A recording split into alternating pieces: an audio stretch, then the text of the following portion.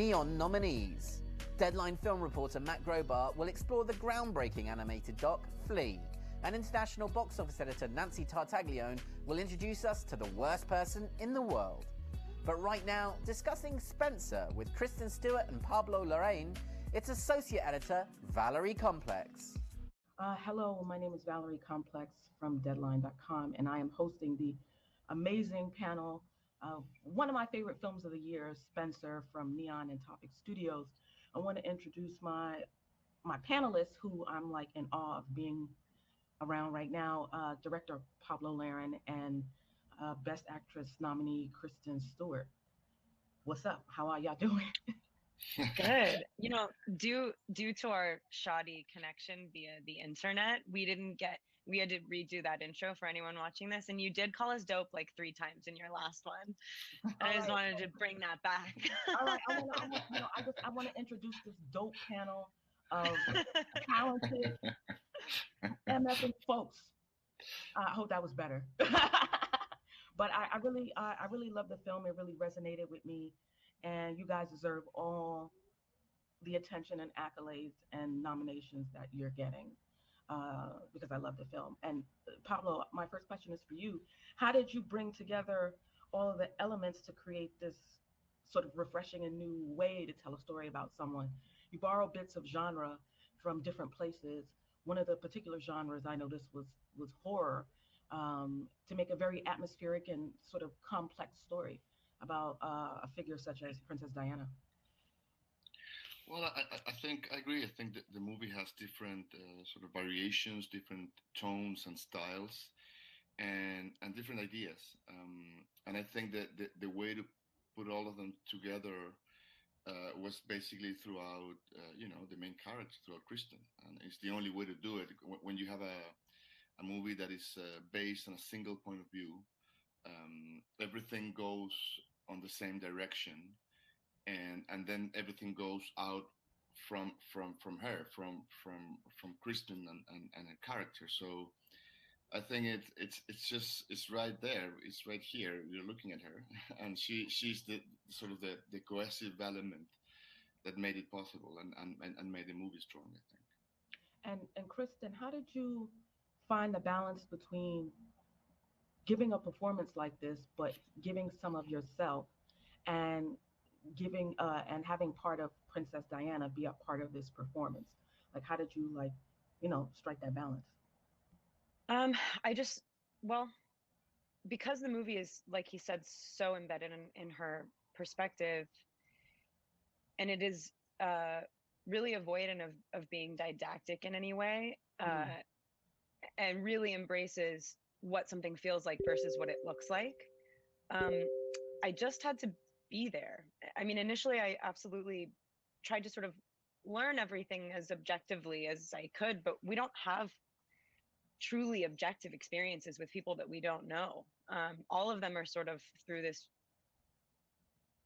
always through some sort of funnel or lens, or my lens was that what I saw from her, everything that really impacted me the most was, just to put it plainly, her unstoppable energy, and how this idea that she was stopped, that we did lose her in a really untimely way, kind of made the character that I was playing very ghost-like. And because she is this like ironically unknowable character that at the same time was able to really like help people connect with their fellow human, I just felt like the biggest job that I had was to be as present as I possibly could be, and just sort of try and love her as much as I could, and rely on the script that Stephen wrote, which was really just like meticulously researched, even though it doesn't have all of the details that maybe like the general public might crave, but we already know those things. So you take all of your experiences with this woman, and you hopefully watch the movie and project yourself, everything that you have and everything that you bring onto the movie. Everyone should have a totally different experience with the movie. We're not trying to say anything other than just welcome, just how cool to be able to hold her energy again. It's just a story about like breaking out, being yourself, being allowed to figure out who that is. And I don't know. The movie's about a lot of stuff, but for me, how I did it, I just had to sort of become protective of her. Thank you for that. And Pablo, I'm curious. Choosing to chronicle someone like Princess Diana is is a big task to take on because she has so many fans still and a following that's very critical of anything that sort of comes out about her that isn't to their liking. Was there a hesitation there when wanting to create this, or did you know like this is what I want to do no matter what? Oh, if there was any, I don't even remember it. I think it maybe because you know we've been in with this movie for already what 3 years, and maybe all those concerns and fears and comments and sort of problematics that came out that might have came up, uh, they happened a while ago. So, um, but I think that You what blocked what them out. no, yeah, probably in my mind, yeah. But I think that the key to be able to at least make the movie or a movie like this, even if it's gonna if it's gonna fail or succeed, no matter that, I think that the only way to feel comfortable, in my opinion, is to really understand that there's a humanity at risk there that can be portrayed, that needs a movie. So that's what I do. I try to sort of find some sort of solace and feel good when there's a character that needs to be filmed and that has a lot of secrets and a lot of things that needs to share as a character for the audience. And I think we always had that. And of course, when we talk about Kristen's work, and I think there's a lot that we all say about the performance and the accent and the family and the kids and the role, the society, the role of a woman in that place. But I don't think we talk enough about all the things that she does when she's not talking, and all the things that might be less readable, and I think that's where the character is as well a lot. And that's what I was aiming for from the very beginning, is how do you feel attached to someone that is in that situation, particularly in those moments where nothing's been said and all you can do is just to explore that humanity through the filming process, which is for me fascinating. And Kristen, I'm curious to know about your the lens in which you saw Anne Boleyn within the story and within Diana's life, and how did that affect your performance in any way, knowing that the character you're portraying is connected to someone from the past that may have a similar trajectory? Hmm. Well, I think there are a lot of ghosts in the movie, and not necessarily in a literal sense. The fact that Pablo, decided to kind of flicker cut an actual physical image of Anne Boleyn so early in the movie to kind of prescribe this notion that history is echoing in every room of this house every single day. And you are part of a very, very long lasting tradition of oppressed women. And there's a strength and a sort of coolness that Anne Boleyn has in our history because she got her head chopped off and she was somebody who, like, made a serious wave.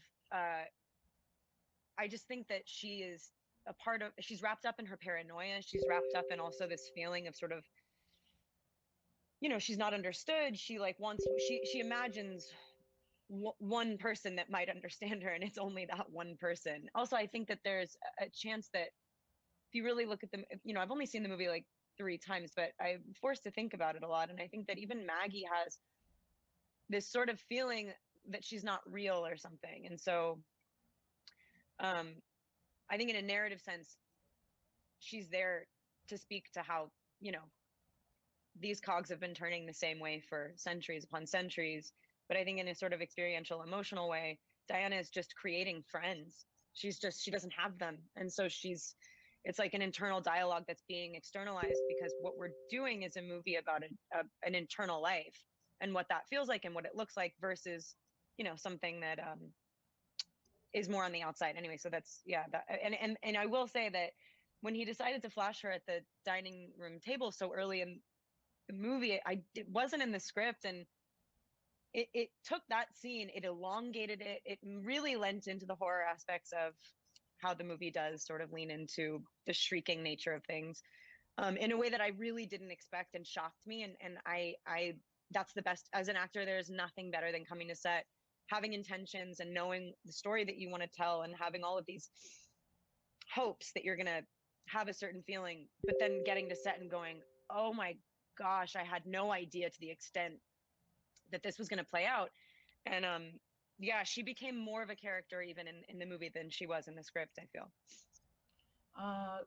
You guys gave some really great information. So I think people are now prepared for the clip that's coming. So, Deadline, drop the clip.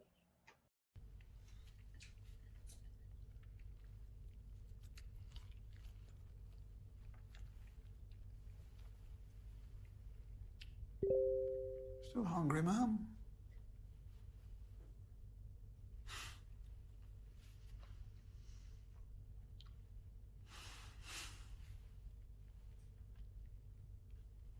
Who are you? Exactly. I'm usually at Clarence House, drafted in for this occasion. I'm the Queen Mother's equerry. For that? I was an officer in a regiment called the Black Watch.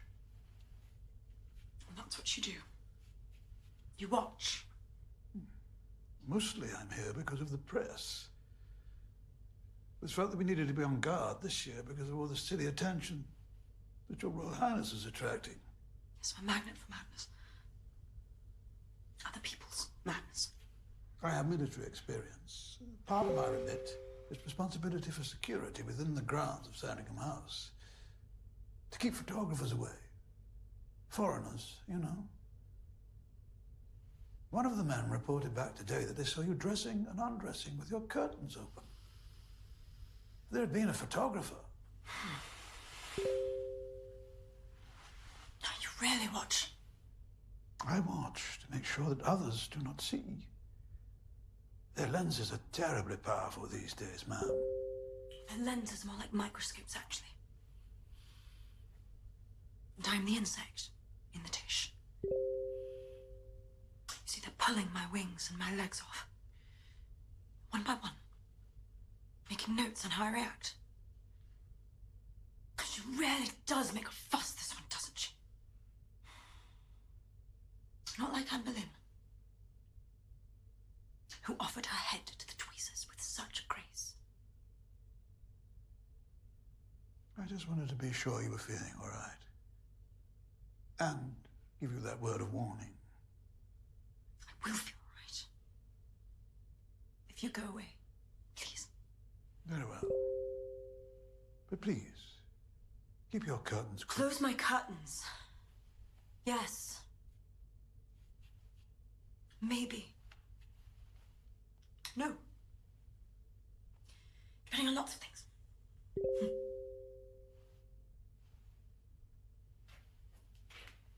Oh. It's gone midnight. So, happy Christmas. Happy Christmas.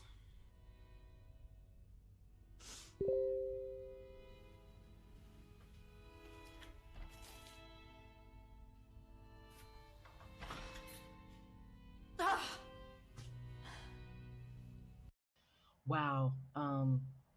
And the hints about Anne Boleyn in there just made what you said all the more impactful. I wanna thank Pablo, Larraín, and Kristen Stewart for taking part of this wonderful panel. Thank you so much for moderating this wonderful panel. Please, thank you. No, thank you guys. And up next, I have another great Contenders film panel from Neon, so stay tuned.